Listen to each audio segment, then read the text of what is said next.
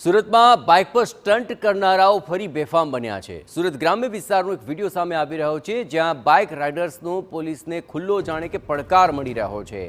ઉમરપાડાના બિલવણ ગામ નજીકનો આ વિડીયો હોવાનું અનુમાન થઈ રહ્યું છે। સ્કૂલ નજીકનો વિડીયો હોવાની પણ ચર્ચા છે।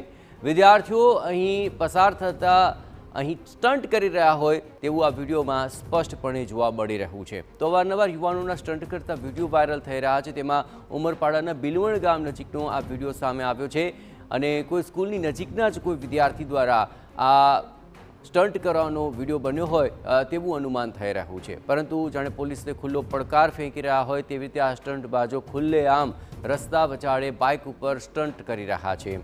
અને આ સમગ્ર મામલે હવે પોલીસની શું કાર્યવાહીમાં કોઈ કચાશ છે કે પછી આખરે આ સ્ટન્ટબાજોને કાયદાનો કોઈ ડર નથી, તે સૌથી મોટા સવાલ ઉઠી રહ્યા છે। બાઇક પર આ રીતે સ્ટન્ટ કરીને બેફામ રીતે તેઓ પોતાનો તો જીવ જોખમમાં મૂકી જ રહ્યા છે, પરંતુ આ રસ્તા પરથી પસાર થતા વાહન ચાલકો અને રાહદારીઓ માટે પણ તે જોખમી સાબિત થઈ શકે છે। કોઈ સ્કૂલ નજીકનો વિડીયો હોવાની પણ અત્યારે ચર્ચા ચાલી રહી છે।